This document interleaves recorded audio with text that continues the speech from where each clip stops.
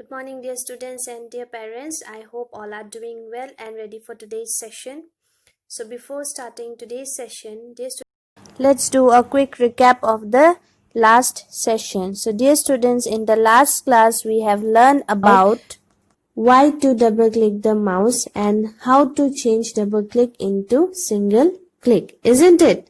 Then we have learned how to put our computer in sleep mode. So dear children, what do you understand by sleep mode? Sleep is a power saving state wherein a computer does not turn off completely, and in this process monitor and hard disks are turned off, but the computer puts our work and settings in RAM and draws a small amount of power.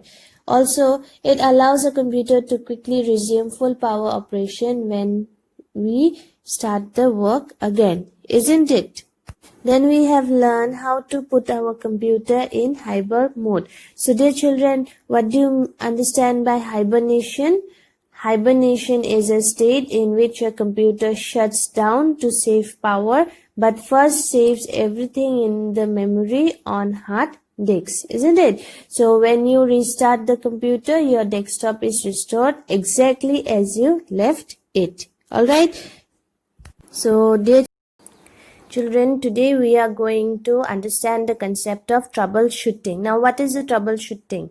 Or what is the meaning of troubleshooting? Troubleshooting means to trace and correct faults in a mechanical or electronic system. Alright, so today we are going to learn about three types of problems which can occur and how to solve them. Okay, number one, we will try to solve what to do when the mouse is not working, and number two, we will try to find out a way when our keyboard completely stopped working. All right, and lastly, number three, we will try to find out how we can avoid pressing two keys together. All right, so let's start the session.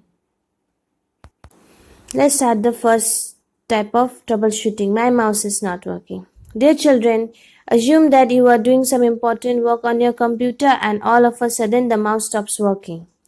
And also all the troubleshooting skills are of no help. You don't have to get panic, alright? Because Windows has a feature to help you out of this problem. Follow the steps as shown on the screen to make your keyboard function like a mouse, alright? So first step, click on Ease of Access Center category from Control Panel window, okay? Then click on Make the Mouse Easier to Use option.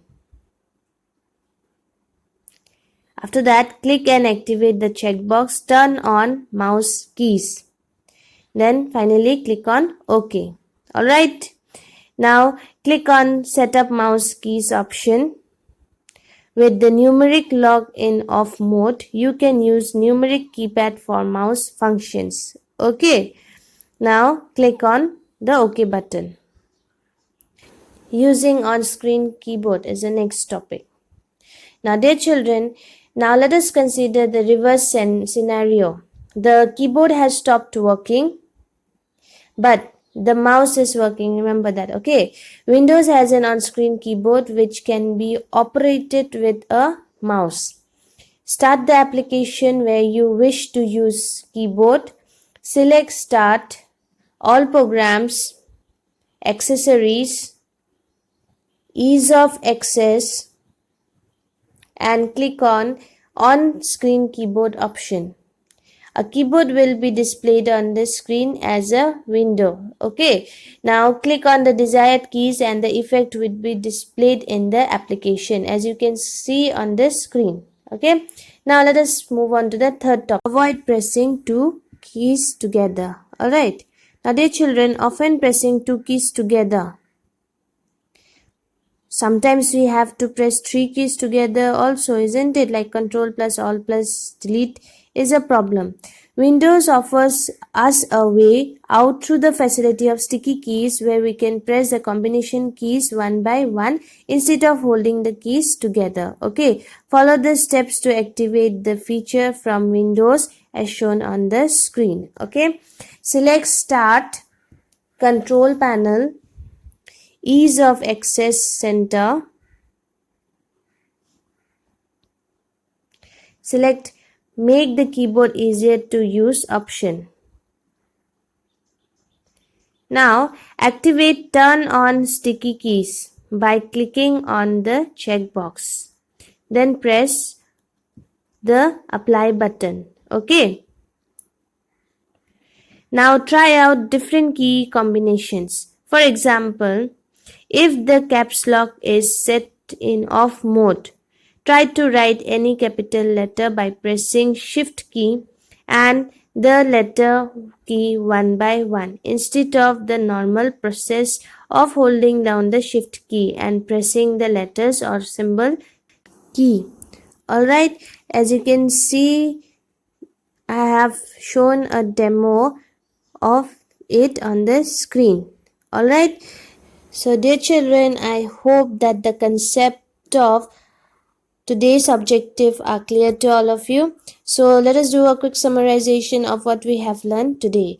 Dear children, we have learned about 3 different types of problems which can occur and can be solved using the alternatives, isn't it? At first we have learned how to solve the problem of a mouse when it stopped working. So what was the solution? We have learned that if a mouse stops working, we can use the keyboard and make the numeric keypad of the keyboard work like a mouse, isn't it? Then we have learned what to do when the keyboard is not working. What was the solution? We can use on-screen keyboard, isn't it? And finally we have learned to avoid using 2 keys or 3 keys together, isn't it? What was the solution? We can use sticky keys. Dear children, I hope that the concept of today's topics are clear to all of you. So with this, finally I'll end today's session by saying, dear children, enjoy your online classes. Have a great day ahead. Thank you.